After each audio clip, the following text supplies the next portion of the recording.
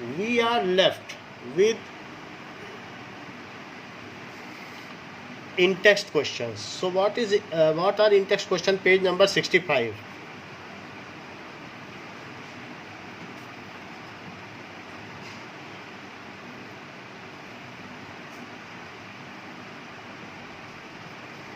That is, can you name the two cell organelles we have studied that contains their own genetic material? Plastids and mitochondria. Plastids and mitochondria. Mahi has said correctly. So plastids and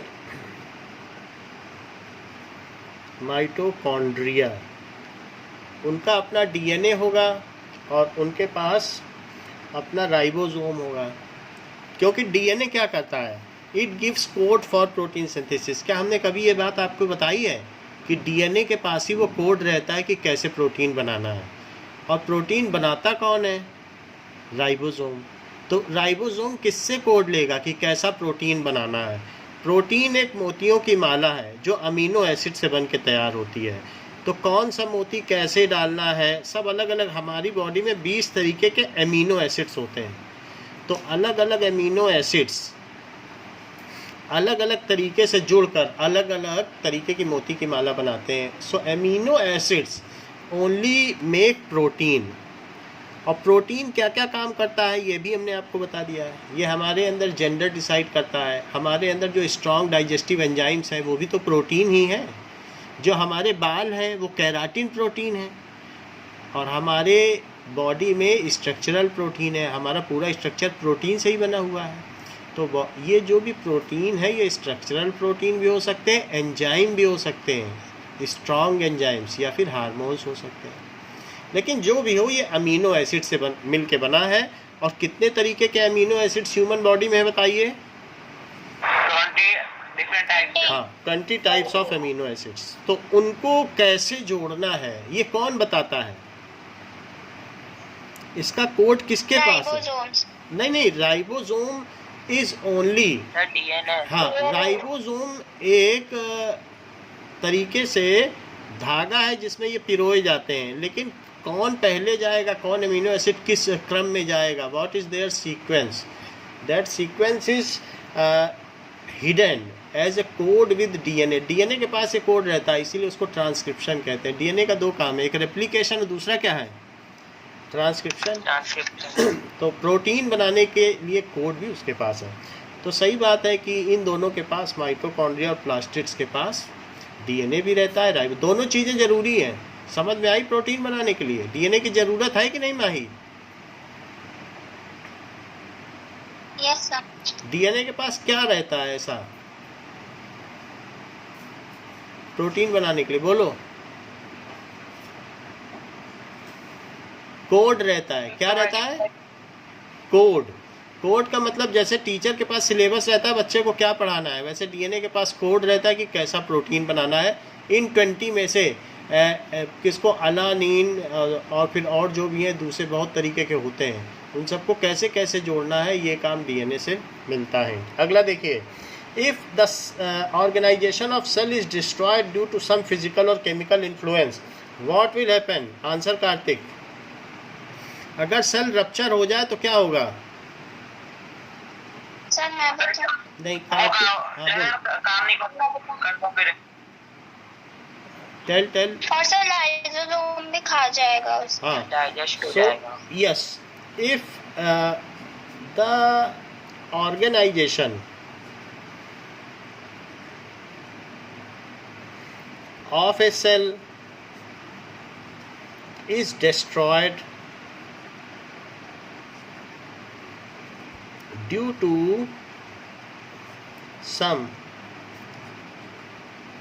physical, कोई उस पर damage हो जाए और chemical influence, मान लो आपका हाथ ही किसी गर्म चीज़ पे पड़ जाए तो क्या हमारे फिंगर की सेल रप्चर हो जाएंगी? कभी कभी ब्लड भी निकल आता है, सेल रप्चर होता है, ब्लड निकल आता है, कुछ ना कुछ तो डैमेज होता है।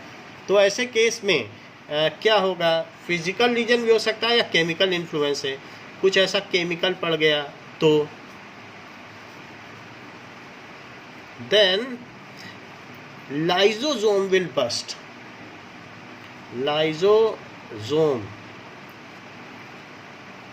will burst and will release its strong digestive enzyme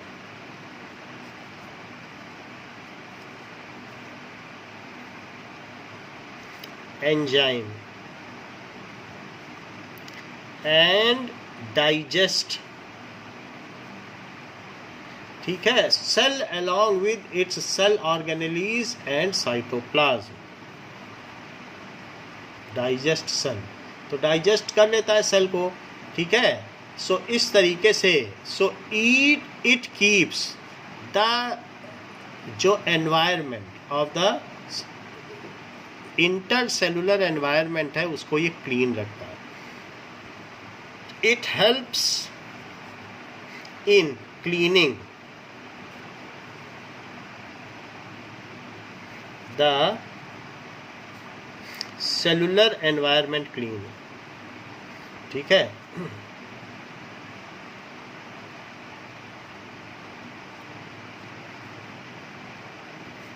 जैसे ह्यूमन जहाँ रहते हैं वो ह्यूमन एनवायरनमेंट है, एक तरीके का एनवायरनमेंट है, वी आर लिविंग इन विट. तो वो lysosome is a sanitary inspector, एक सफाई कर्मचारी है जिसका काम है कि किसी भी तरीके का अगर कुछ हो सो उसको क्लीन करना. Next question is why are lysosomes known as suicide bag. फिर से सेम क्वेश्चन आ गया. Suryansh answer it. सूर्यांश बताइए बेटा. Yes, sir. Yes, sir. Lysosomes are known as suicidal bags of the cell because whenever there is any disturbance in the cell or whenever the cell is not functioning properly, the lysosomes secrete their digestive enzyme, powerful digestive enzymes, and they will burst their own cell and digest it. Okay. It is the fact that lysosomes are made within the cell.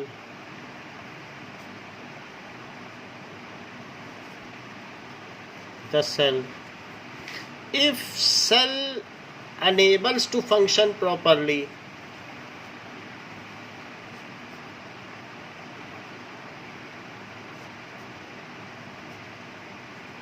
और there is a wear or tear, टूट फूट होती है, there is a wear or tear in the cell,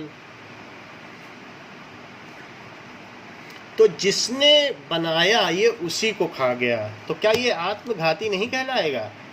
in the cell, then lysosome bursts and digest its own cell,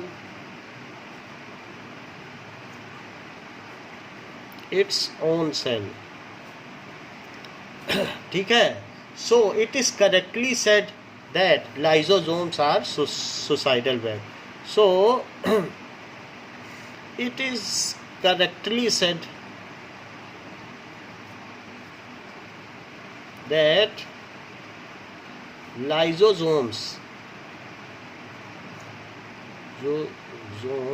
are suicide bags. क्यों ऐसा कहा गया है? Cell अपने साथ एक बॉम्बर स्क्वाड लेके चलता है कि कुछ भी अगर सेल काम ना करे उससे कहता है कि तुम बस्ट हो जाना और हमें ही खा लेना.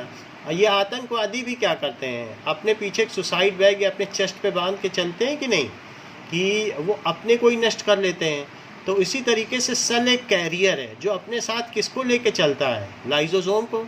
और वही लाइजोसोम फिर क्या करता है? क्या उस सेल को खा जाता है? बोलो. तो इसीलिए तो इसे सुसाइड बैग कहा गया है. नाउ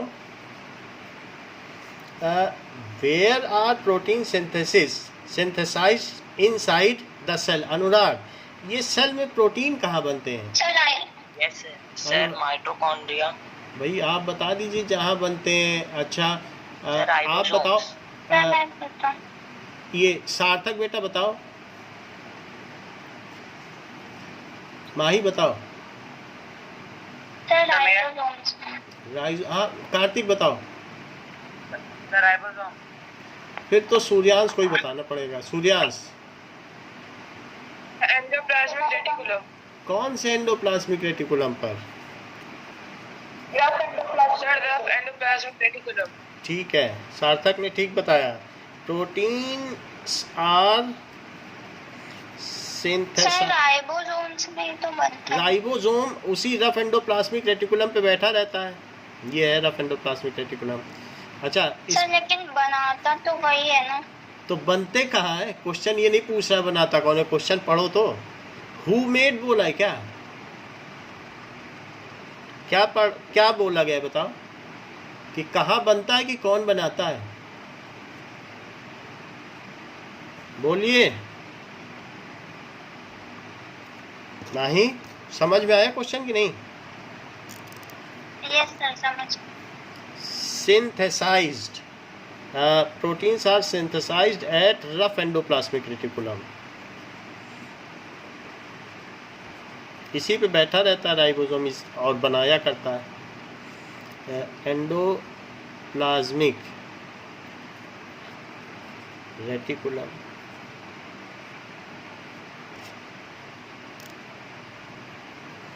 नाउ अब देखो, ये तो हमने देख लिया कि फंडामेंटल सेल क्या होता है और ये सारी चीज़ें देख ली। Now there is a difference in animal cell as well as in plant cell, so we will have an eye over it कि एनिमल सेल कैसी होती है और प्लांट सेल कैसी होती है, और उनके कंपैरिजन भी देखेंगे। इनका डिफरेंस इम्पॉर्टेंट है, इनमें कुछ बेसिक डिफरेंसेस हैं।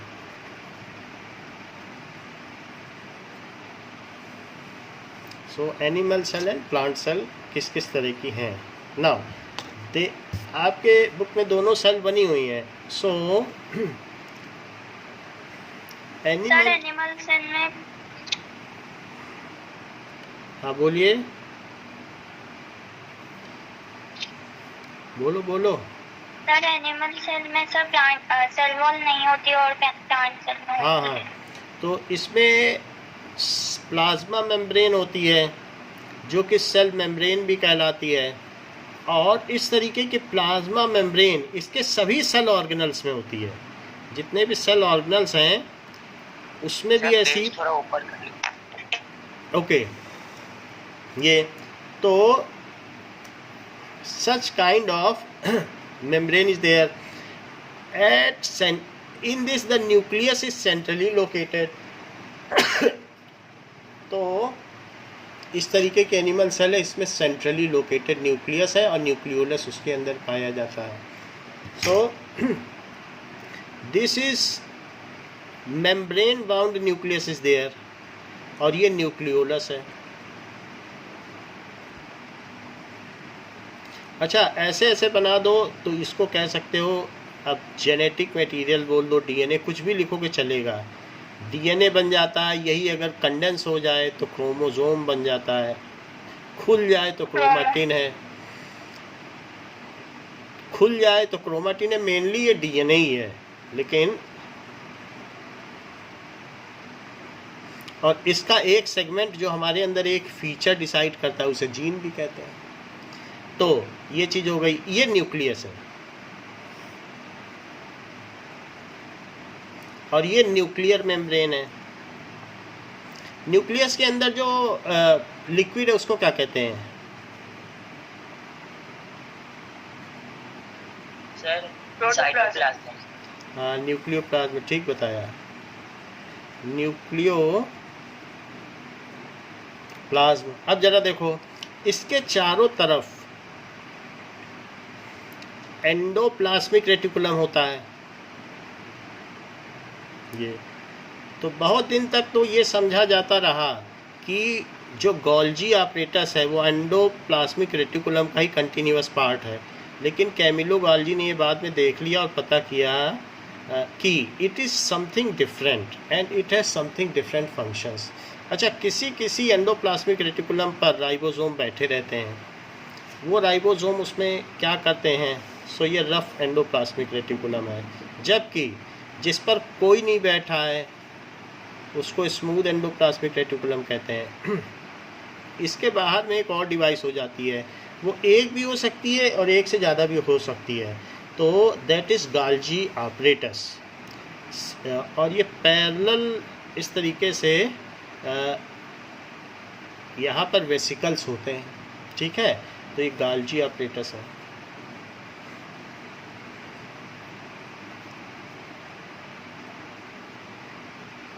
ओके, नाउ इसके अलावा और क्या क्या चीज़ हो सकती है? हम लोगों ने माइटोकॉन्ड्रिया में देखा था अंदर का इस तरीके का फोल्डेड स्ट्रक्चर था। तो ऐसे कई माइटोकॉन्ड्रिया होते हैं जो कि पावर हाउस होते हैं। सो माइटोकॉन्ड्रिया भी बना लीजिए।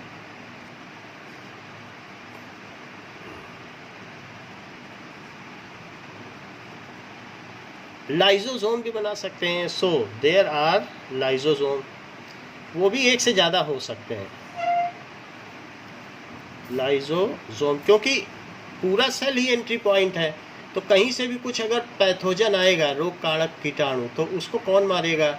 If there is some disease causing bacteria virus coming inside the immediate vicinity, that is lysosome, जो उसके नियर बाय होगा उसको बस्ट कर देगा, खा जाएगा। तो ये लाइजोसोम हो गया।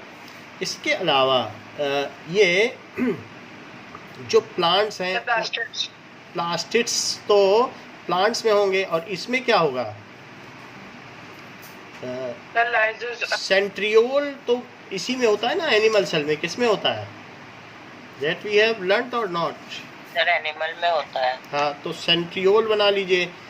तो ये सेंट्रियोल है। सेंट्रियोल में क्या होता है कि स्पिंडल्स होते हैं, वो हमने देखा था ना, क्रोमोसोम को खींच लेते हैं, इनमें से बहुत सारे स्पिंडल्स निकलते हैं और वो क्रोमोसोम को आधा आधा तोड़ के खींच लेते हैं। ऐसा देखा था कि नहीं?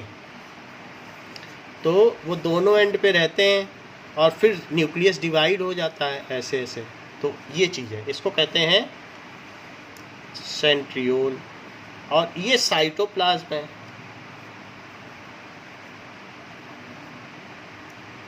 ये न्यूक्लियर मेम्ब्रेन है, ये प्लाज्मा मेम्ब्रेन है या सेल मेम्ब्रेन इसे कहा जा सकता है। तो राइबोसोम्स, और अगर इसमें वैक्यूल होगा तो राइबोसोम बस इस पे बैठे हैं, और बाकी तो आपको अलग से भी दिखाना है तो बस बैठे हुए ही हैं, और तो क्या दिखाओगे? कहीं कहीं ऐसे भी तैर रहे इनमें, ऐसे भी दिखा सकते हो, बिकॉज उसका मेन काम है अंदर से निकलना और उस पर बैठ जाना। राइबोसोम। सो इस तरीके से और कुछ बच गया कि सारी चीज़ें हो गई हैं? So it is all. Now we will see. देखो सेंट्रियोल देखा, वैक्यूल देखो इसमें बना हुआ है। अच्छा, अभी हम नेट में देखेंगे अगर वैक्यूल होगा, इट इज़ आइदर एब्सेंट और वेरी पुअरली डेवलप्ड। तो जो एनिमल होगा उसमें या तो ये होता नहीं है या पुअरली डेवलप्ड होता है। So that we will see it. अब देखो,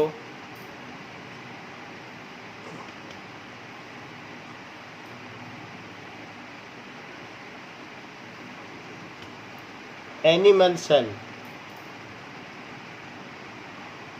According to Wikipedia, animal cell. according to molecular expressions, So, Florida State University. how it looks like animal cell? Let us inspect on it.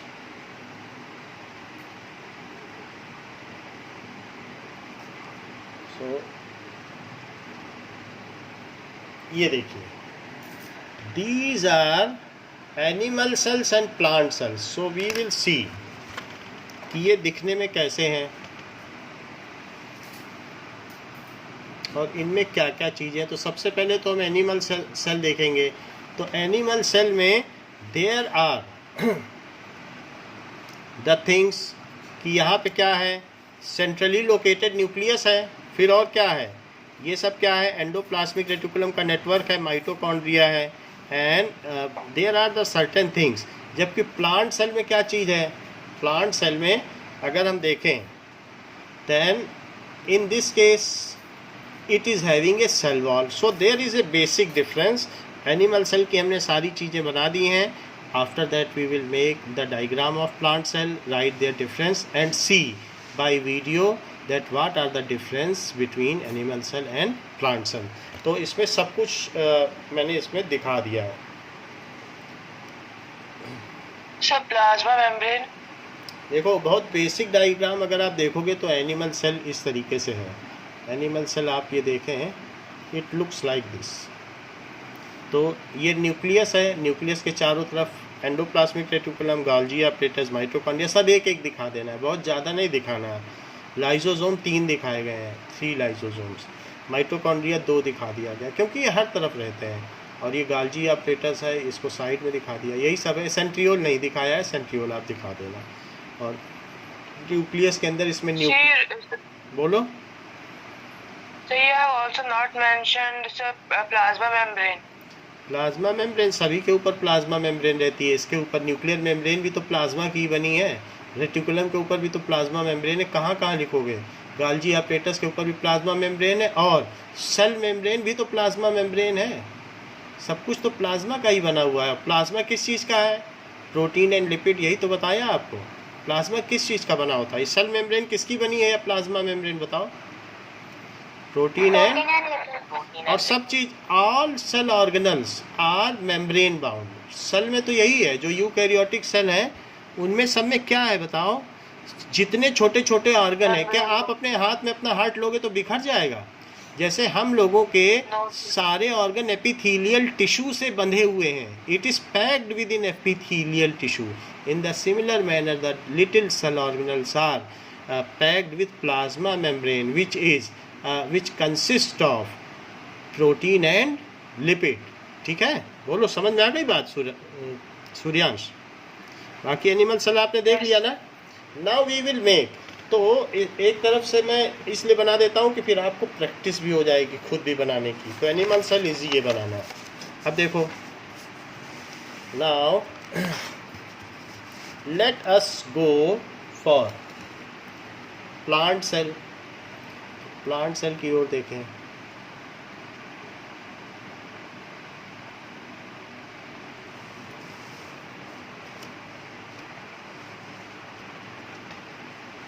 अब देखिए, plant cell में cell wall होती है, तो इसको किस तरीके से, यानी ये इस तरीके की सेल वॉल है जो कि एक तरीके से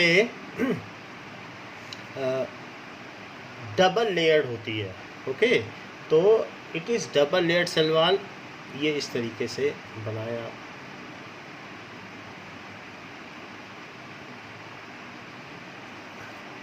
ना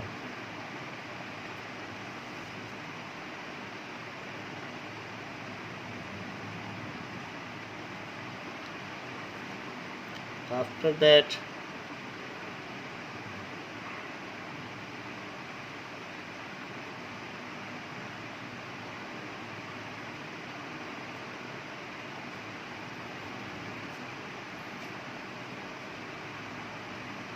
तो ये तो सेल वॉल हो गई।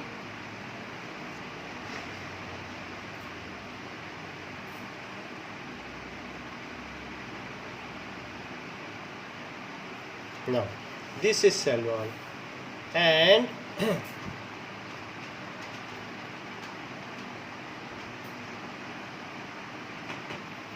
after there is a side wise located nucleus। तो आप न्यूक्लियस साइड वाइज बना दें, साइड वाइज लोकेटेड न्यूक्लियस। इसके अंदर न्यूक्लियोलस बना दें,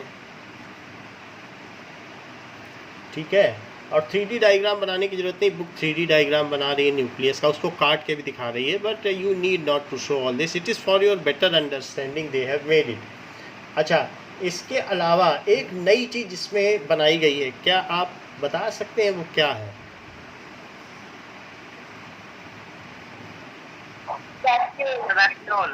वैक्यूल है, और ये बिल्कुल सही बात कही है। प्लास्टिड्स भी है, क्लोरोप्लास्ट भी दिख रहे हैं। तो वैक्यूल और बहुत एंडोप्लाज्मिक रेटिकुलम है। प्लांट में ज़्यादा लोकोमोशन नहीं है, ज़्यादा एक्सक्रीशन नहीं है, तो उनमें बहुत थोड़ा बहुत ही कोई ऐसी चीज़ है कि जो एक्सक्रीशन होता हो।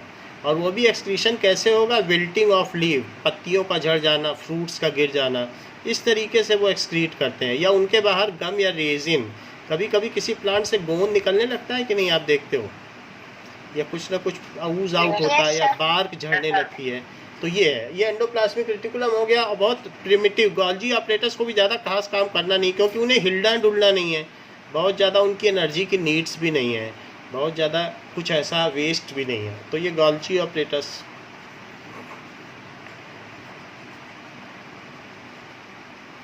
होती सब कुछ चीज़ें वही हैं, क्योंकि सब बने हैं यूकैरियोटिक सेल से, तो अमीबा से ही सब बने हैं, तो कुछ उसमें प्लांट सेल बन गए, कुछ एनिमल सेल बन गए। अब ज़रा देखो कि ये क्या है, रफ एंडोप्लाज्मिक रेटिकुलम, जबकि ये स्मूथ एंडोप्लाज्मिक रेटिकुलम है। न्यूक्लियस के ऊपर न्यूक्लियोप्लाज्म है, तो ये न्यूक्लियोलस दिखाया, ये न्यूक्लियस दिखा दिया। और एक आप क्लोरोप्लास्ट दिखाओ, तो क्लोरोप्लास्ट में क्या दिखाओगे कि क्लोरोफिल सिक्के की तरह रखे हैं। That is it is stroma, इसको स्ट्रोमा भी कहते हैं। तो इट इज़ क्लोरोप्लास्ट, क्लोरो का मतलब ग्रीन होता है, तो क्लोरोप्लास्ट। और भी कलर हो सकते हैं, बट क्लोरोप्लास्ट को ही फोकस किया गया है। बाकी तो और क्या चीज़ बच गई, माइटोकॉन्ड्रिया एक दिखा दो। So this is mitochondria, lysosome, chondria और लाइजोसोम। यस, लाइजोसोम भी एक दिखा दीजिए। और कुछ बच रहा है? सेल वॉल, सो सेल वॉल, जोम। और हमने तो इसके अंदर साइटोप्लाज्म। बिल्कुल बिल्कुल, ये बहुत अच्छी बात कही माही ने, बोला आपने तो प्लाज्मा मेम्ब्रेन बनाई ही नहीं, सेल मेम्ब्रेन, आप सेल वॉल के चक्कर में रह गए। और देखो सेलुलर मेम्ब्रेन तो आपने बनाई ही नहीं। तो अब हम बना देते हैं, जो गलती की उसे ठीक करना चाहिए। तो इसमें डबल लेयर्ड इस तरीके से, देखो बुक में बनी हुई है कि नहीं,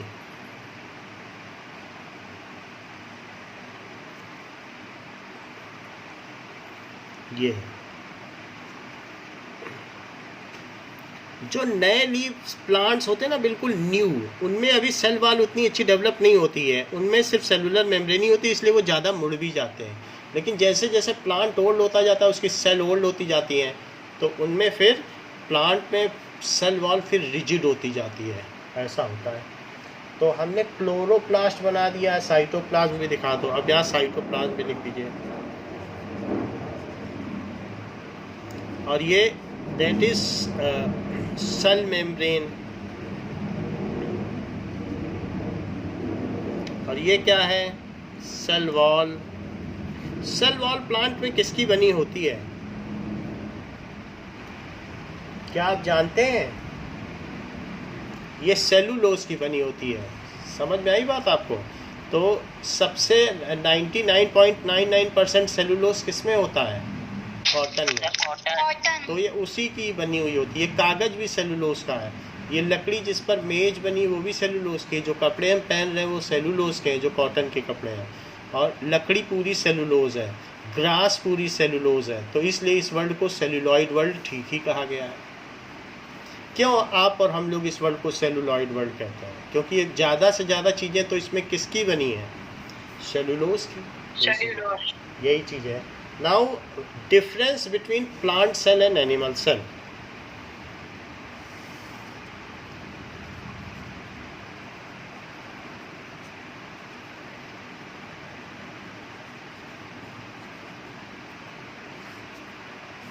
Okay. Now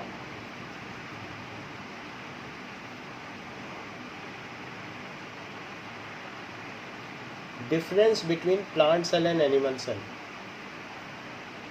According to Khan Academy, a plant cell contains a large singular vacuole that is used for storage Okay. and maintain. So there are certain difference that we will focus. So plant cell are larger than animal cell. पहली चीज क्या है, plant cells are, ये बड़े होते हैं। Animal cell, अगर आप ओनियन पील को आप देखोगे ना, स्कूल में तो दिखाएंगे ही, और अपने चीक्स के अंदर वाले टिश्यू को निकाल के देखोगे तो उसके सेल छोटे मिलेंगे। और जबकि ओनियन पील को आप सेफ्रानिन में, चाहे मिथाइलिन ब्लू में, चाहे आयोडीन में कलर करके देखोगे तो वो बड़े सेल हैं, वो बड़ी आसानी से आपको पूरा डिटेल दिख जाएगा। तो प्लांट सेल बड़े होते हैं, जबकि एनिमल सेल कैसे होते हैं? सो स्मॉलर देन, प्रैक्टिकल करके देखोगे पता ही चल जाएगा, स्मॉलर देन प्लांट सेल। अब देखो सेल वॉल प्रेजेंट होती है, जबकि सेल वॉल इसमें एब्सेंट होती है, और इसमें क्लोरोप्लास्ट प्रेजेंट होता है। क्लोरोप्लास्ट प्रेजेंट, और इसमें क्या है? प्लास्ट एब्सेंट। इसमें क्लोरोप्लास्ट का कुछ काम है, कैसे खाना बनाना है क्या? क्लोरोप्लास्ट में क्लोरोफिल है, क्लोरोफिल से ही तो खाना बनता है। खाना कौन बनाता है? हम लोग तो प्लांट से जो मिलता है खा लेते हैं। खाना कौन बनाता है? फोटोसिंथेसिस कौन करता है? प्लांट्स। तो इसीलिए तो उसमें क्लोरोप्लास्ट है, और क्लोरोप्लास्ट के अंदर क्या फील्ड है बताओ? क्लोरोफिल फील्ड है, बस यही चीज़ है। अब देखो now next is vacuole. Vacuole large and permanent होते हैं। वैक्यूल ही इनका डिस्पोजल सिस्टम भी है और स्टोरेज हाउस भी है। सो वैक्यूल लार्ज, जितना फैट है, फैटी एसिड्स है, प्रोटीन है, ग्लूकोज है, कार्बोहाइड्रेट है, सब इसी में तो ये रखते हैं। Large and permanent. तभी तो लकड़ी पानी में तैरती है, कि पानी में डालने से पहले सोचते हो कि तैरेगी कि नहीं। परमानेंट, क्योंकि इसमें हवा भी भरी होती है कई जगह से, ये सैक है। तो वैक्यूल स्मॉल एंड टेम्पररी, ये सेल के किसी फेज में पाए जाते हैं, लेकिन बाद में ये धीरे धीरे डीजनरेट हो जाते हैं, ख़त्म हो जाते हैं। स्मॉल एंड टेम्पररी, जैसे जैसे सेल डेवलप होता जाता है वैक्यूल गायब हो जाते हैं। अब देखो जैसे हम लोग अपने मदर्स के वॉम्ब में, माँ के पेट में जब रहते हैं तो हम लोगों की पूंछ भी पाई जाती है, मालूम है, एम्ब्रियो में और फीटस में। लेकिन धीरे धीरे जब हम लोग का जन्म हो जाता है तो क्या वो पूंछ रहती है? क्योंकि हम लोग इवॉल्व हुए हैं, तो जैसे सब लोग इवॉल्व हुए हैं तो ह्यूमन भी तो एक तरीके से बंदर से इवॉल्व हुआ है। तो हम लोगों में भी जो एम्ब्रियो में वो लक्षण पाए जाते हैं जो मंकी में है, चिंपैंजी में है, तो उसी तरीके से ये भी तो सब अमीबा से और इन्हीं सब से इवॉल्व हुए हैं। तो वैक्यूल पाया जा रहा है तो कोई बड़ी बात नहीं, लेकिन आगे जैसे ये डेवलप होते हैं वैक्यूल चला जाता है। अब देखो सेंट्रियोल इसमें एब्सेंट होता है, जबकि इसमें सेंट्रियोल प्रेजेंट होता है। इसमें एक्टिव डिवीज़न की ज़रूरत है। तो सेंट्रियोल एब्सेंट। अच्छा, मैं आपको बता दूं कि सेंट्रियोल, एक बार फिर से याद दिला देता हूं कि जब ये सेल का डिवीज़न होता है तो ये सेंट्रियोल्स यहाँ चले जाते हैं और इनमें से स्पिंडल्स निकलते हैं। एनिमल सेल में होता है। बोलो। ये सेंट्रियोल एनिमल सेल में ही होता है। हाँ देखो मैं बता दे रहा हूँ, ये सेंट्रियोल है, ये दोनों तरफ चला गया ना, और वहाँ जाने के बाद इसने क्रोमोसोम का आधा आधा हिस्सा अपनी ओर खींच लिया। ये चीज़ मैंने बताई थी क्या आपको? Yes. तो सेंट्रियोल का काम क्या है? सेल डिवीजन में क्रोमोसोम को तोड़ना। अब ये कहीं एक्स जैसा रह गया है क्या? नहीं तो पहले कैसा था बताओ? पहले ऐसा था। तो ये दोनों तरफ से ही आया सेंट्रियोल, और उसने इसको मजबूती से पकड़ लिया और बीच से तोड़ दिया। यहाँ से आया, तोड़ने के बाद देखो कैसे खींच रहा है। तो सेंट्रियोल का पार्ट कब आता है? When it has a role during cell division only. तो सेंट्रियोल इसमें एब्सेंट है, इसमें कोई ऐसा रैपिड काम होता नहीं है, अपने आप सेल डिवीजन आराम से हो जाता है, जबकि इसमें सेंट्रियोल की ज़रूरत है। सेंट्रियोल प्रेजेंट होता है क्योंकि प्लांट्स में जो लाइफ प्रोसेसेस हैं वो बहुत धीमी गति से चलते हैं, और जो एनिमल में उस तरह से चले तो हम लोग तो लोकोमोशन ना कर पाएँ। तो we are very much evolve than plant. हमारे अंदर नर्वस सिस्टम है, डाइजेस्टिव सिस्टम है, न कितने तरीके के ऑर्गन है, ट्रांसपोर्टेशन सिस्टम है ना, कोऑर्डिनेशन सिस्टम है, कितने तरीके के सिस्टम है, 12 सिस्टम है। तो वो सबको चलाने के लिए we are more complex than animal, इसी वजह से ऐसा होता है। अच्छा, न्यूक्लियस प्रेजेंट, न्यूक्लियस इसमें जो है सेंट्रली लोकेटेड नहीं है, ये पेरीफेरी पर है। तो और जबकि उसमें क्या है,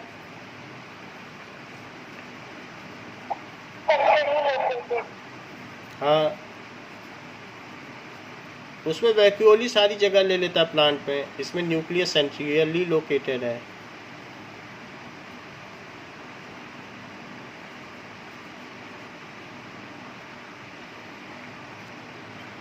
अब देखो लाइजोसोम्स इसमें बहुत कम पाए जाते हैं, क्योंकि ऐसा सेल में कोई रप्चर होता नहीं है, पाए गए या नहीं भी पाए गए इसमें बहुत होते हैं। तो लाइजोसोम्स आर रेयर, अगर नहीं बनाओगे इसमें तो गलती नहीं मानी जाएगी आपकी। लाइजोसोम्स आर रेयर, ऐसा सेल में कोई लाइफ प्रोसेस बड़ा हो ही नहीं रहा है, रप्चर ज़्यादा कुछ हो ही नहीं रहा, वो प्लांट खड़ा है सालों से वहीं। जबकि इसमें क्या है, लाइजोसोम्स प्रेजेंट, ये चीज़ होगा। इन लोगों में जो फूड इकट्ठा होता है वो स्टार्च के तौर में होता है, जैसे गेहूं हो गया, चावल हो गया। तो ये फूड को कैसे स्टोर करते हैं, स्टार्च की तरीके से, वो भी सेलुलोज का ही फार्मूला है। सेलुलोज का फार्मूला हमने आपको बताया है ना, क्या फार्मूला बताया, C6H10O5 to the N, N का मतलब 1000 या ऊपर, यही स्टार्च है। प्लांट में भी ऐसा ही फूड इकट्ठा होता है, और हमारे लीवर में ग्लाइकोजन है, वहाँ पर ग्लाइकोजन के तौर पर इकट्ठा होता है। थोड़ा बहुत स्ट्रक्चर में अंतर है, वो 10th में समझोगे। So in plants food is stored in form of starch. कभी चावल की जो माड़ है ऊपर का पानी, वही है स्टार्च, अगर आपको स्टार्च समझना है। और हमारे अंदर लीवर के अंदर ग्लाइकोजन बनता है, ठीक है। सो food is stored in form of glycogen, हमारे अंदर भी इकट्ठा है, उनके अंदर भी। भूकंप में दबोगे तो 15 दिन जिंदा रह सकते हो, लीवर इतनी जिम्मेदारी लेता है। सो हमारे अंदर फूड जमा है, we also store food. So food is storage material, food is stored in form of starch.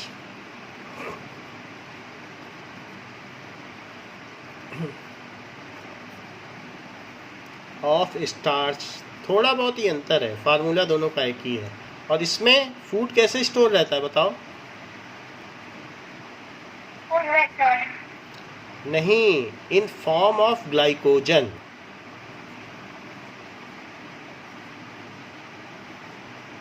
Glycogen जैसे ये है, कुछ लोग क्या है कि जानवरों का कहते हैं हमको तो लीवर दो, लीवर खाना है जानवर का। कुछ लोग अगर जो नॉन वेजिटेरियन है, क्यों वो मांगते हैं, क्योंकि वो ग्लाइकोजन खाना चाहते हैं, क्योंकि उनके अंदर वही ग्लाइकोजन चला जाएगा तो जानते हैं कि बहुत एनर्जी आ जाएगी।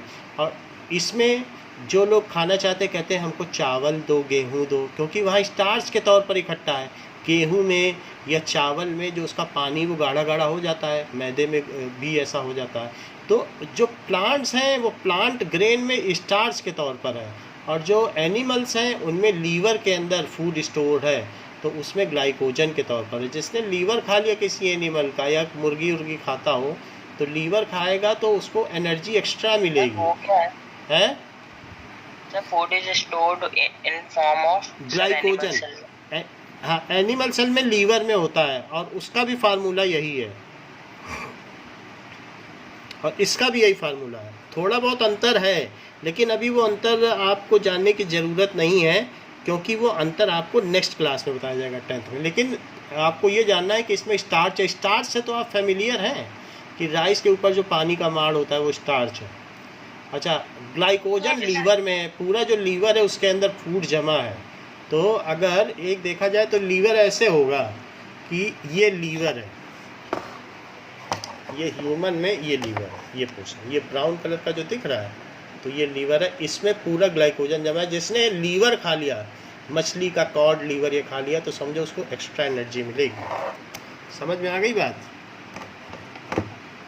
तो ये है दीज आर द डिफरेंसेस। तो ये हमने क्या देख लिए कि major differences between them, and that is much. अब हम देखेंगे कि video depicting the difference between them. So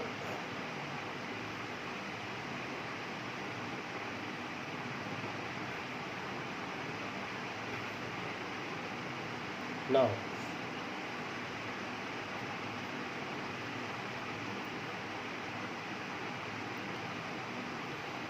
difference between animal cell and plant cell.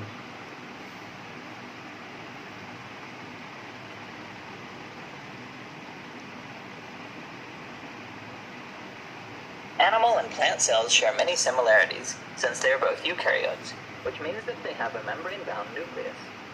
Plant cells are often larger than animal cells. Both are eukaryotic. The largest single animal cell is an unfertilized ostrich egg, which weighs around 1.5 kilograms. एक single cell ostrich का होता है Both जो animal and कि plant cells have membrane-bound ostrich में होता organelles. है. They also both have cytoplasm, a cell membrane, a nucleus, mitochondria, rough and smooth endoplasmic reticulum, a Golgi apparatus, and peroxisomes. The nucleus is where the genetic information of the cell is housed. The cytoplasm is not to be confused with the cytosol. The cytoplasm is the entirety of the cell contained by the cell membrane. The cytosol, on the other hand, is the part of the cytoplasm not taken up by organelles. The cell membrane is an important semi-permeable division between the cell and its surroundings. ये cell It membrane allows है the जो cell to double control layered its है. own biochemistry by only letting certain substances pass through it. Mitochondria are the powerhouses of the cell. They are specialized to perform aerobic respiration, converting glucose to ATP, which is the energy currency of the cell that is used to perform functions necessary for life. Both rough and smooth endoplasmic reticulum help with the production and storage of proteins. The rough endoplasmic reticulum is covered in ribosomes, which translate RNA into protein. The ये smooth endoplasmic reticulum makes lipids. The Golgi apparatus modifies proteins. Peroxisomes metabolize waste. Now let's get to the differences between plant and animal cells. One major difference is that plant cells have a rigid cell wall around their plasma membrane. It is composed of cellulose, providing additional stability and protection. Cellulose का बना है. As a result, plant cells have fixed angular shapes, while animal cells are mostly round and irregular. Another important difference between animals and plants is how they obtain their energy. Plants are autotrophs, which means that they produce their own food. Meanwhile, animals are heterotrophs, meaning that they must ingest their food. ये cell अपना खाना खुद Plants बनाती हैं. produce ये sugar cell through photosynthesis खाना नहीं and बनाती. then break down the sugar to produce energy. Animals consume other ये organisms photosynthesis such as plants करता to है obtain sugar, और खाना which they बनाता then है. also break down to produce energy. But हम उस Plants खाने are को autotrophs डाइजेस्ट thanks to करते special हैं. organelles called chloroplasts, ये which देखो. are full of chlorophyll, a green pigment that captures light energy to drive the reactions in photosynthesis. Photosynthesis is the process by which plants use the sun's energy to make sugar. Once the sugar is made, it gets broken down in mitochondria. Another important difference between plant and animal cells is in their vacuoles. Vacuoles in plant cells can occupy up to 90% of the cell's volume and have a single membrane. One of their roles is simply to fill up space, but they can also have digestive functions similar उसको to shape देने lysosomes. के लिए vacuole है. Vacuoles have enzymes that perform many functions and can store nutrients or provide space to degrade waste substances. Animal cells can also have vacuoles, but they are much smaller than the large central vacuole in plant cells. There are multiple of them, and they don't take up 90% of the space. Plant and animal cells both also have cytoskeletons, which feature cell में बहुत microtubules, सारे intermediate fibres होते हैं जो हमने filaments, and बताया था जो chlorophyll. शेप को रखते हैं. However, तो उसको कहते हैं these structures are cytoskeleton. arranged differently in plant and animal cells. ये है Centrioles are fibres. present in all animal cells, but are only present in lower plant forms such as Chlamydomonas. Centrioles are microtubule organizing centers, which are structures from which microtubules emerge. यही spindles हैं, ये centriole, जिसमें से tube निकलते हैं और cell division करते हैं. ये एनिमल Plants, सेल में होते only हैं. reproductive cells, known as gametes, can have flagella, such as the sperm of bryophytes. Some animal cells also have So flagella. we have But human- seen the difference between animal cell and plant cell. तो हम लोगों ने इन parts को फिर से एक बार देख लिया कि किस किस तरीके से इनका शेप होता है. Now we will come to our exercise questions. Yes. एक और भी चीज़ दी गई है इसमें, that is mitosis and meiosis और दिया गया है ना आपके में, जो नई बुक है. Yes, sir. Yes, sir. हाँ, तो उसको भी देखते हैं कि mitosis and what is meiosis. तो किसी के पास बुक खुली हो तो एक बार मुझे वो फिगर दिखा दो, क्योंकि मेरी बुक में नहीं दिया है तो मुझे थोड़ा ध्यान आ जाएगा. उसको मैं फिर ले लूँगा, वीडियो ऑन करके हमें फिगर दिखा दो। ये है, तो 1 मिनट। हाँ, और इधर करो ये, ठीक है, ओके। तो इसमें क्या लिखा है ऊपर नीचे, थोड़ा सा बड़ा करके दिखाओ जरा।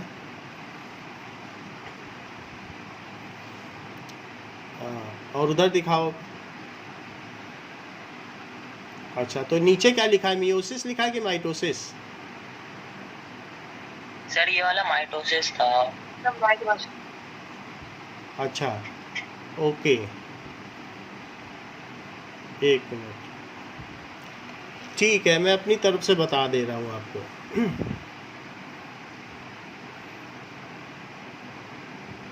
Now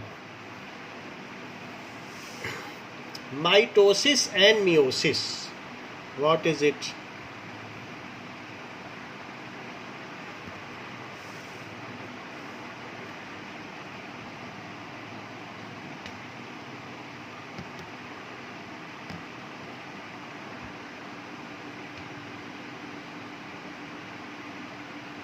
No.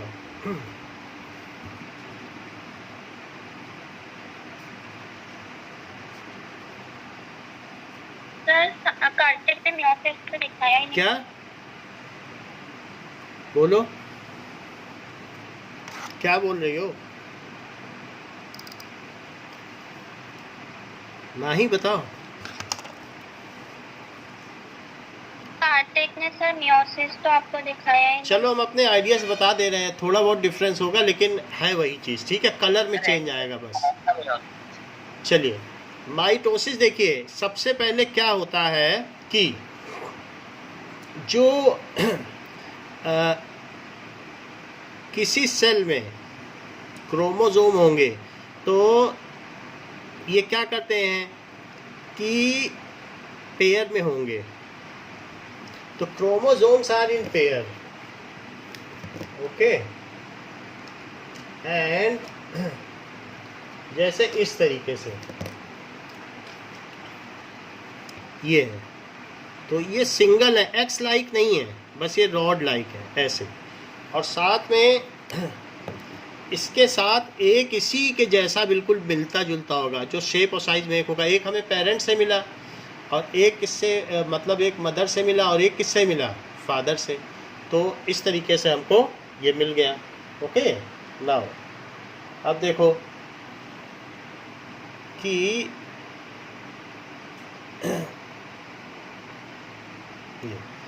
अब ऐसे ही और भी क्रोमोसोम होंगे, तो मैं 2 क्रोमोसोम को लेके चल रहा हूँ। तो एक ये क्रोमोसोम है और एक ये क्रोमोसोम है। तो अगर क्रोमोसोम खुल जाएगा तो बताओ किसमें खुल जाएगा, बताओ। खुल जाने पे इसे क्या कहोगे? क्या इसी को डीएनए कहोगे? बोलो। Yes, sir, DNA. डीएनए कहलाएंगे, और because they are in pair, so इसलिए इनको कहेंगे 2n क्रोमोसोम्स। कितने क्रोमोसोम हैं? एक मदर का, एक फादर का। 1 इज फ्रॉम, जैसे ये दोनों चीज़ इधर वाली मदर से उसने ली, हमारे पास 2 ऑप्शन रहते हैं कि फ्रॉम मदर, हर एक फीचर के 2 ऑप्शन हैं। जैसे आपकी नाक के 2 डिजाइन आपके डीएनए में हैं, लेकिन आपकी कौन सी नाक होगी, उन दोनों फीचर्स में कौन डोमिनेट कर रहा है, इनमें से एक डोमिनेटिंग है, एक जो है दूसरे को उभरने नहीं देगा। तो मान लो अगर आपकी जो नाक का शेप है वो फादर वाली नाक का शेप डोमिनेटिंग है, तो आपको पिता की नाक मिलेगी। और मान लो जैसे अगर आपकी आँख की पुतली का कलर है वो माँ का डोमिनेटिंग है, तो माँ का मिलेगा। ये चीज़ सिर्फ देख के ही पता चल सकती है, एक्सपेरिमेंट बेसिस पर नहीं है, ऑब्जर्वेशन से कि 2 लोगों का मैरिज हुआ तो किसका क्या डोमिनेटिंग है, तो बच्चे में क्या फीचर आया। तो लेकिन जो भी ट्रेट है वो सब चीज़ हमारे अंदर किस में है, बताओ? क्या वो जोड़े में है? Yes, sir. तो जब सब चीज़ें जोड़े में हैं तो इस वजह से हम इसे क्या कहते हैं, ये 2n क्रोमोसोम्स है, because every gene in us is in pair, so we have 2n chromosome. So genes in our body cells are in pair. हमारी बॉडी सेल में पेयर में है, हमारे रिप्रोडक्टिव ऑर्गन्स में नहीं है पेयर में, जो कि हम लोगों में चाहे मेल रिप्रोडक्टिव ऑर्गन हो चाहे फीमेल रिप्रोडक्टिव ऑर्गन हो, तो उन सब में ये पेयर में नहीं है, वहाँ वो सिंगल है, वहाँ जोड़े में नहीं है, वहाँ एन क्रोमोसोम है। ठीक है, तो अभी हमने ये देख लिया कि जो क्रोमोसोम हमारी बॉडी में है उन्हें कहते हैं बॉडी सेल्स या स्टेम सेल्स या सोमा सेल्स। ये बॉडी सेल्स हैं। बॉडी सेल का दूसरा नाम क्या दिया? Stem cell. जो बोलना चाहो, जो नाम याद रह जाए वही बोल देना, और नहीं तो सोमा सेल, सोमैटिक सेल, ये सब हमारी बॉडी में है। अच्छा, इसके बाद अब ये क्या होगा? अब इनके सेल बड़ी हो गई, अब इनके रेप्लिकेशन का दौर आया। तो जब इनके रेप्लिकेशन का दौर आया तो ये सब खुल गए। अच्छा, खुल गए तो क्या हुआ होगा बताओ? खुल गए होंगे तो ऐसे खुल गए होंगे कि नहीं? अच्छा, खुलने के बाद क्या हुआ होगा? मान लीजिए ये ब्लू वाला भी खुल गया, ऐसे सब उलझ गए, और ऐसे ही ब्राउन भी उलझ गया और ग्रीन भी, सब आपस में उलझ के ये क्रोमाटिन बन गए। Everything is entangled with it.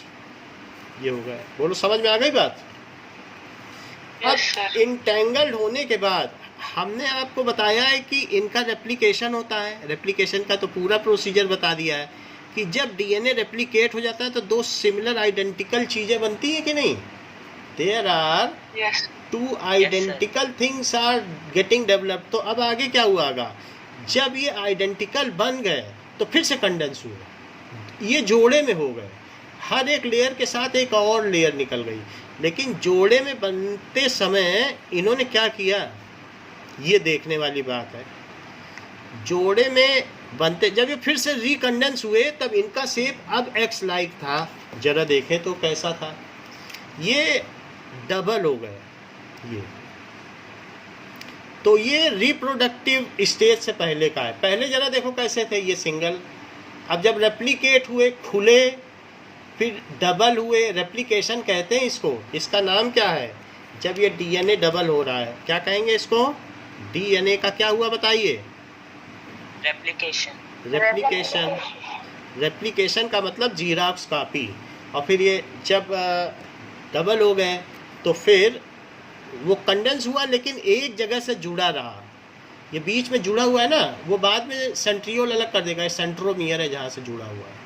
अच्छा, जो दूसरा वाला सेल है उसमें भी यही हुआ है। दूसरा वाला जो क्रोमोसोम है, ये देखो सब में वही चीज़ हुई, डबल हो गए, सारे सब डबल हो गए। तो ये जो रिप्रोडक्टिव स्टेज से पहले की चीज़ है। अब बताओ क्या होगा? क्योंकि आपकी बुक में बना नहीं है इसलिए हम भी सेंट्रियोल नहीं बनाएंगे, वरना ये पेरीफेरी पे आ जाएंगे और सेंट्रियोल इनको बीच बीच में खींच लेगा। तो क्या होगा बताओ? इसके बाद ये सब बीच में आ जाएंगे सेंट्रली। अच्छा, इसमें ये बताओ, क्या अमाउंट ऑफ क्रोमोसोम इससे डबल हो गया है?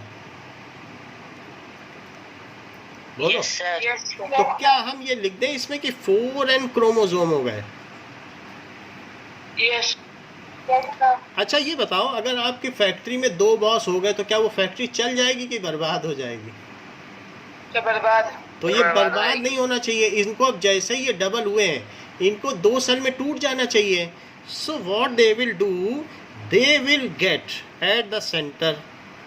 ये चारों के चारों अब सेंटर में आ जाएंगे और बिल्कुल घूमते रहेंगे, चक्कर लगाएंगे, परेड करेंगे।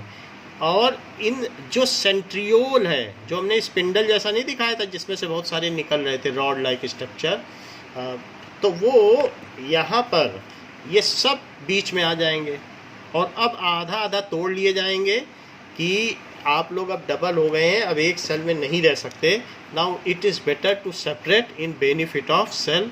आप लोगों को 2n बनना पड़ेगा, डबल अमाउंट ऑफ क्रोमोसोम नहीं चलेगा। तो दे ओबे दिस। वो जानते हैं कि ऐसा कर भी नहीं सकते, एक घर में 2 बॉस नहीं हो सकते, तो इसलिए वो सेंटर में आ गए हैं। और सेंटर में आने के बाद क्या हुआ? सेंटर में आने के बाद ये हम आपको बाद में बता देंगे कौन कौन से इसमें फिगर काटने हैं, तो वो हटा देना, बाकी बना लेना। तो एक इससे आया स्पिंडल निकल के, एक स्पिंडल, ये सेंट्रियोल है। ये जो यहाँ पर है ये क्या है? सेंट्रियोल। जब सेल का डिवीजन होने वाला होता है, सारे सेल ऑर्गेनल खा लिए जाते हैं। यहाँ कोई माइटोकॉन्ड्रिया नहीं बचा है, यहाँ कोई गाल्जी आपरेटस नहीं बचा है।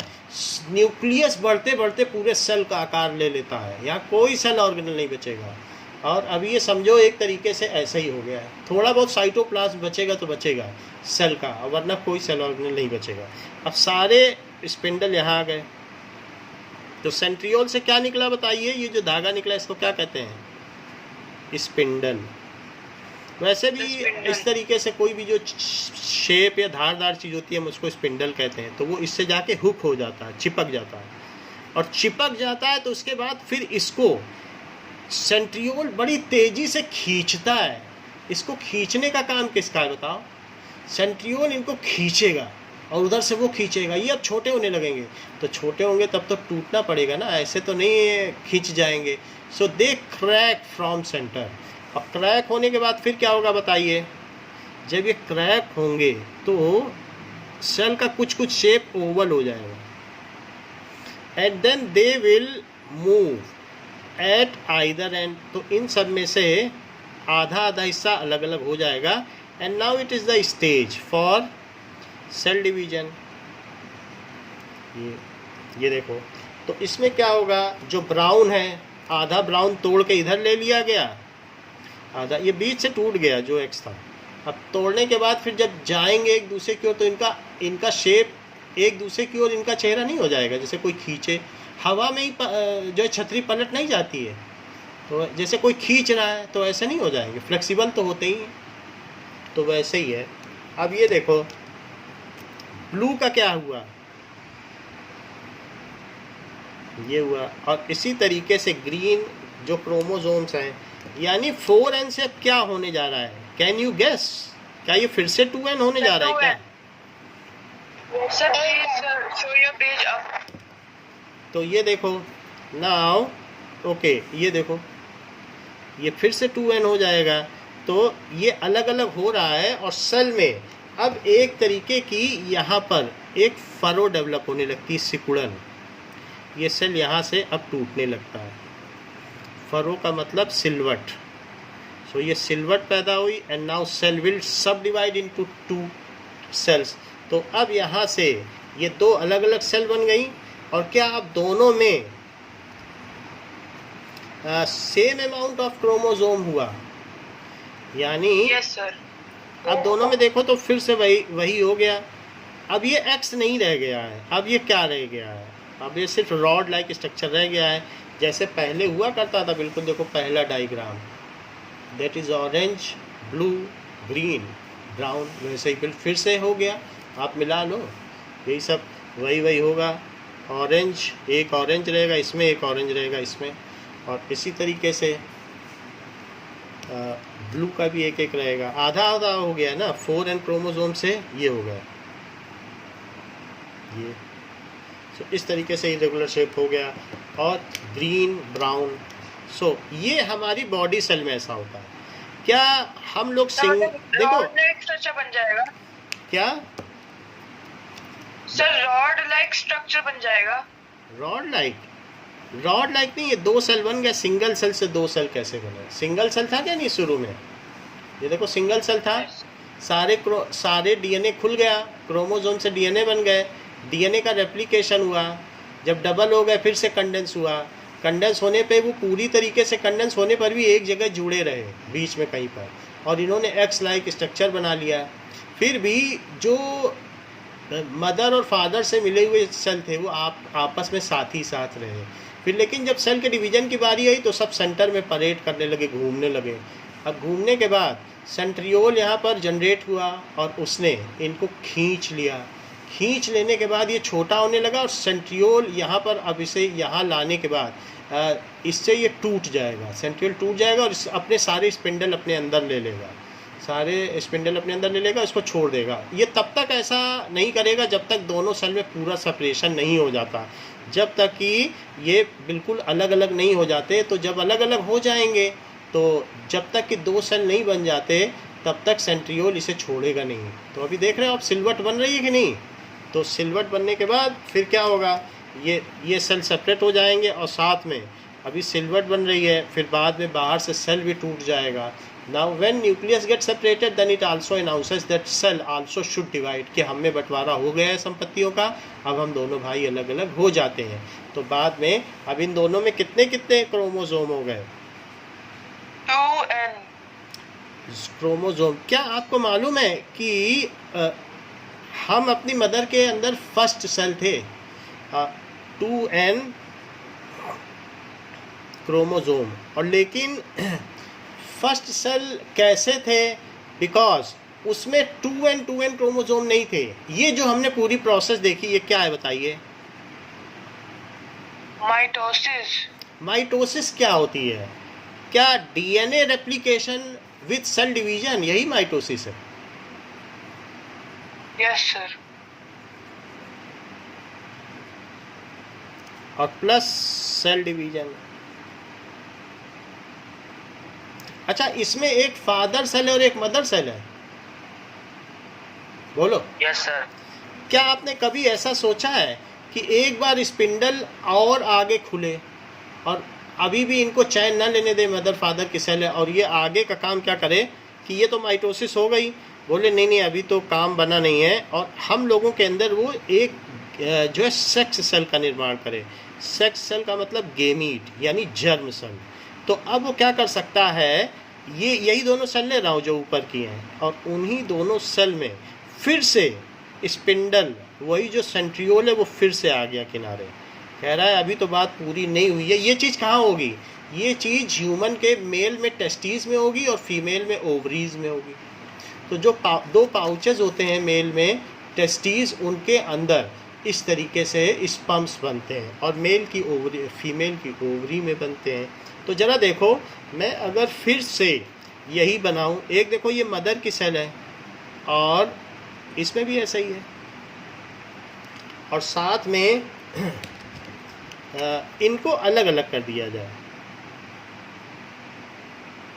कैसे अलग अलग कर दिया जाए कि स्पिंडल फिर जनरेट हो और इनको खींच के अलग कर दे, तो क्या n नंबर ऑफ क्रोमोसोम रह जाएंगे?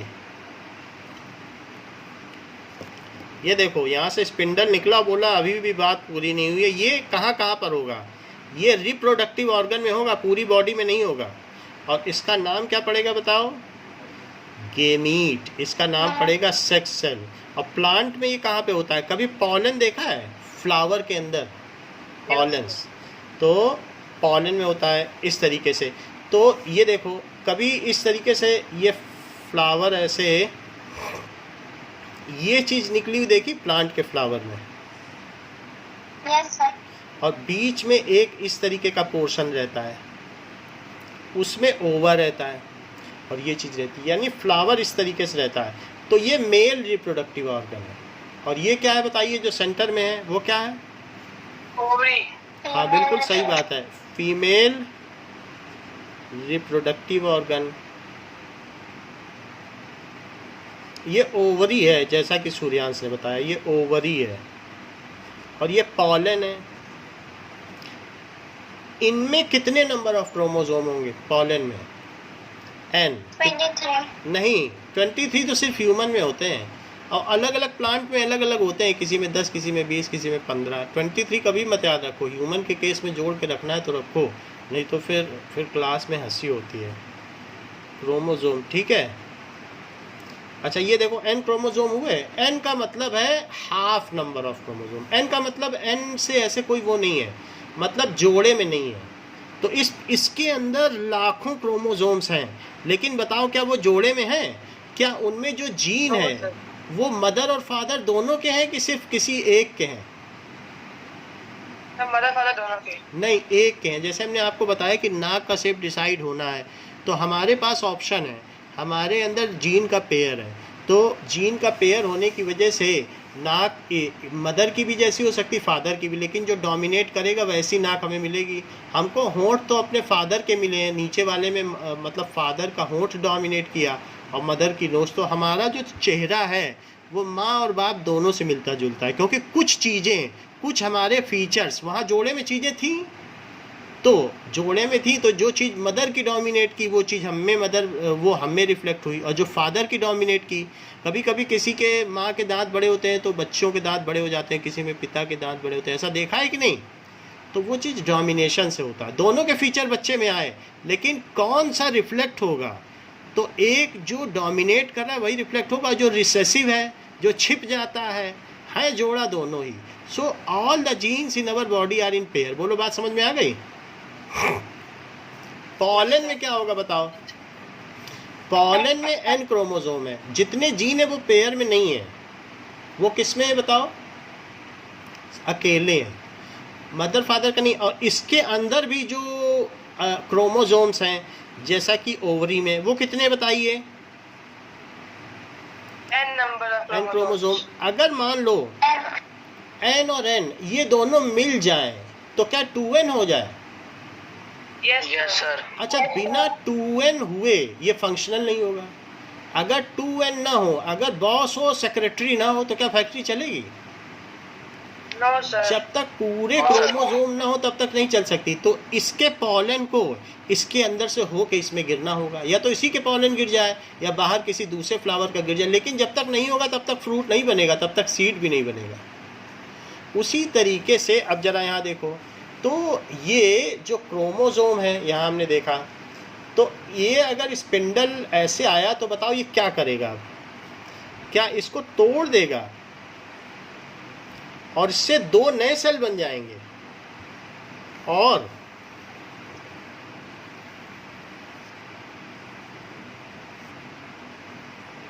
ये देखो, 2 इससे बन गए,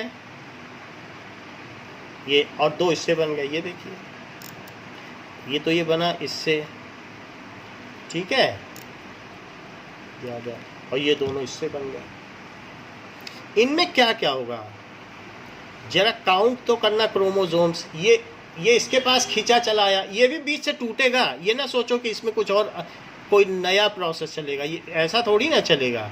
वही काम यहाँ फिर से होगा, बट 2 बार माइटोसिस हो गई। बिना डीएनए रेप्लिकेशन के एक बार और टूट गया। डीएनए रेप्लिकेट हुआ होता तो फिर से 4n क्रोमोसोम हो गए होते, लेकिन अभी 2n क्रोमोसोम हुआ ही था कि फिर से ये टूट गया। और ये कहाँ टूटा? मेल के रिप्रोडक्टिव ऑर्गन में, यानी टेस्टिस में टूटा। और फीमेल में कहाँ टूटा बताओ? ओवरी में। Ovary. हाँ, तो अब इसमें ज़रा देखिए क्या क्या हुआ होगा। इसमें सिर्फ ये रह गया एक ऑरेंज, और क्या रह गया? एक ग्रीन रह गया। इसको कहेंगे n नंबर ऑफ क्रोमोसोम। आधा ही तो रह गया, पूरा कहाँ रह गया? तो अब जरा दूसरे में देखो, इसमें भी यही रह गया होगा। एक ये रह गया, इसी से तो बन रहा है। और एक कौन सा रह गया? ग्रीन वाला। Green. अच्छा, तो दूसरे में क्या रह गया? क्योंकि ब्लू वाला उधर खींच लिया Blue गया। and brown. हाँ, ये ब्लू रह गया इसमें, और एक ब्राउन रह गया। ये देखो,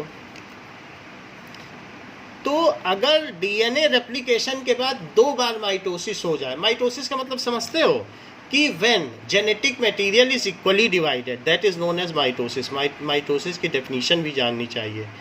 क्या होता है कि अगर जेनेटिक मटेरियल बराबर बराबर डिवाइड हो जाए इन द डिवाइडिंग सेल, तो उसे क्या कहते हैं? माइटोसिस। देखो, देख लो, आधा आधा डिवाइड हुआ है। इस चीज को कहते हैं माइटोसिस 2। बोलो, क्या कहेंगे? माइटोसिस 2। क्या हुआ ये? ठीक है, Mitosis. माइटोसिस 2। तो ये सभी जो सेल्स हैं, क्या एक सेल था क्या यहाँ पे शुरू में? बोलो। Yes, sir. Yes, sir. 1 से 2 बन जाए डीएनए रेप्लिकेशन के बाद तो माइटोसिस है। तो अगर डीएनए रेप्लिकेशन और प्लस माइटोसिस 1 तक ही बात रुक भी जाती। हम लोग की जो बॉडी के जितने सेल्स हैं ना, वहाँ माइटोसिस 1 तक ही है, क्योंकि सारे सेल फंक्शनल हैं। तो हमारी जो बॉडी में सेल डिवीजन होते रहते हैं, और इसी तरीके के सारे सेल ऐसे ही हैं हमारी बॉडी में, जिसमें पेयर में चीज़ें हैं, और उसी वजह से हमारी बॉडी के फीचर्स डिसाइड होते हैं। लेकिन हमारी बॉडी में जो रिप्रोडक्टिव ऑर्गन्स हैं, या उनको कहते हैं सेक्स सेल, या इनको कहते हैं गेमीट, या इनको कहते हैं जर्म सेल, या इनको कहते हैं स्पेशलाइज्ड सेल। तो ये that is mitosis 2, when single cell divides into 2, ठीक है, with same amount of chromosome, then it is mitosis. जरा इसकी डेफिनेशन लिखें। अच्छा, क्या एक बात आप सर इसमें एक मिनट रुको, फिर हम आपको पूरा ही बता देंगे, लेकिन जरा देखो, ये फीमेल की ओवा है, एग फीमेल की ओवा है, और ये मेल का स्पर्म है। मेल का स्पर्म बहुत छोटा होगा, लेकिन इसमें भी एन क्रोमोसोम्स है। इसमें क्या है बताइए? N chromosomes. एन क्रोमोसोम का क्या मतलब है? आधा क्रोमोसोम, यानी हैप्लॉइड। क्या बोलेंगे? हाफ हैप्लॉइड सेल है ये। हैप्लॉइड सेल तो हमारी बॉडी में सिर्फ रिप्रोडक्शन के काम ही आती है, उसको और कोई जॉब नहीं दिया जा सकता है, उसको कोई डिवीजन ऑफ लेबर नहीं है। उससे कहा जाता है अभी तुम आराम करो, और जब तुम 18 साल और 25 साल के हो जाना तो फिर तुम अपने बच्चे को पैदा करना और तुम अपनी ह्यूमन स्पीसीज को आगे बढ़ाना। अभी तुमको लीवर का काम नहीं है, देखने का काम नहीं है, डाइजेशन का काम नहीं है, सर्कुलेशन का काम नहीं, अभी तुम आराम करो। तो ह्यूमन, ये जो फीमेल की ओवा है, ओवम का मतलब एग होता है। क्या होता है एग? उसका क्या कोई काम दिया गया है कि उसको सिर्फ आराम करना है? उसको सिर्फ उसको रिप्रोडक्शन का काम करना है जीवन में, और लोग सारा जिंदगी भर लेबर की तरह काम कर रहे हैं, उसको कोई काम नहीं है। तो उसके अंदर एन क्रोमोसोम है, क्योंकि आधे क्रोमोसोम है। और इसमें भी कितने क्रोमोसोम है बताओ? N chromosomes. अच्छा, जब ये इसके अंदर ये फ्यूज हो जाएगा, तो फ्यूज होने के बाद क्या होगा? ये इसके अंदर चला आया, तो इसने अपना न्यूक्लियस इसी में रिलीज कर दिया। इसके न्यूक्लियस में भी एन थे और इसके न्यूक्लियस में भी एन थे, क्योंकि दोनों तो सेल हैं। और तो ये स्पर्म सेल थी। क्या थी ये? Sperm cell, Sperm cell. जो कि हमारे फादर की थी। और हमें, हमारे मदर के पास कौन सी थी?